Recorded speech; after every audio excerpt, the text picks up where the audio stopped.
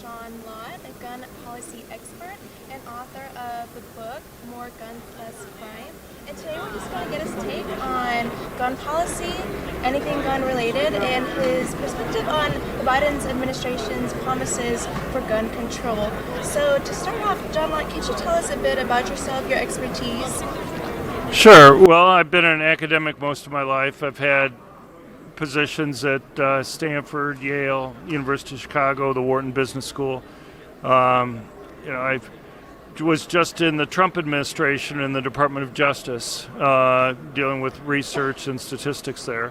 And now I'm back to being president of the Crime Prevention Research Center, which is a group of academics that do research on crime, anything from gun to policing type issues. That's amazing. I recognize his name. My professor had us read his book. It was extraordinarily interesting, and I learned so much from it, so I was like, we have to interview him. Okay. Well, thank you. What are some of your core gun-related beliefs? What do you think policy should look like related to guns in this country that would best serve us? Well, I think the basic notion is that if you want to reduce crime, you make it risky for criminals to commit crime. And you can make it risky for criminals to commit crime by having higher arrest rates, higher conviction rates. But also the fact that victims might be able to defend themselves also makes it riskier for criminals to go and commit crime. I'll give you one simple fact, and that is every place in the world that's either banned all guns or all handguns has seen murder rates go up.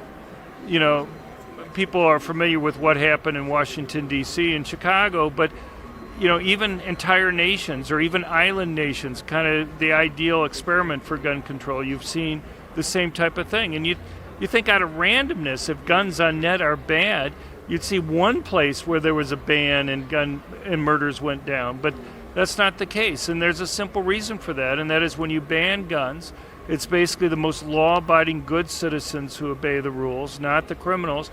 And to the extent that you disarm law-abiding citizens relative to criminals, you actually make it easier for criminals to go and commit crime. Right. Yeah, criminals will always go out and find a way to obtain a gun. Absolutely. Well, the main source of illegal guns are drug dealers. It's not like, drug dealers set up their own little militaries in order to protect the very valuable property that they have. And, you're not going to be any more successful in stopping criminals from getting illegal guns than you stop them from buying illegal drugs. Absolutely. How is illegal immigration tied into gun policy and gun crime and all that? Well, I suppose just as you can get people across the border to bring in drugs and bring in people, and they can bring, so if I were to click my fingers right now and cause all illegal drugs in the United States to disappear and all guns, how long do you think it would be before illegal drugs started coming back in the country? If you're in El Paso, 20 minutes? And how long would it be before they'd bring in the weapons to protect that very valuable property? They'd be bringing them in at the same time. Right. Yeah, it's scary. And let's shift more towards the next 4 years, hopefully only 4 years. What are your thoughts on the Biden administration's policies regarding gun control? How do you feel about them? Well, it's a pretty radical change from Trump. It's not just the judges and other people that he's going to be putting into positions, but already they've been making significant changes. I don't know if you remember this, but at the end of the Obama administration, there was something called Operation Choke Point. And what happened is the federal government, the Obama administration, would put pressure on financial institutions not to do business with certain companies that the Obama-Biden administration didn't like. Imagine running a company if financial institutions won't handle credit cards from customers, or won't cash checks from customers, or won't even set up a checking account for you. You put people out of business pretty quickly. And anyway, Trump had ended that policy, and he was putting in regulations to prevent the federal government from discriminating against law-abiding companies that were producing legal products. Problem is, and working in Washington for a while, I can attest to this, is the bureaucracy just slow-walked anything that Trump tried to do. It's amazing he accomplished anything. And this was one example. They made it go very slowly through the process. finally, last November, they put out the final regulations, but the problem was it still had to be published in the Federal Register. It was supposed to be published 2 weeks ago, but at the last moment, the Biden administration pulled those regulatory changes. So now the Biden administration can go back to Operation Choke Point if they want to do so, which I assume is the reason why they pulled the regulatory changes. Yeah, every move has a purpose. That makes a lot of sense. Thank you for explaining that for our viewers. I guess on a more optimistic note, people are scared about the next few years and their gun rights. What can they do? Is there anything that we can do to protect our Second Amendment? Well, I mean, elections have consequences. And, I guess a lot's going to depend upon what happens in 2 years when you have the congressional races. And if the Republicans can take the Senate, particularly given the judgeships that are there going to be up, I mean, that's going to be extremely important. It's going to be hard because there are a lot more Republican seats up than there are Democratic seats that are up. But, it's going to be tough to do it. Now you have different states. Many states are moving in the opposite direction, but unfortunately, the federal government, we're just mentioning Operation Choke Point, and there are other federal regulations.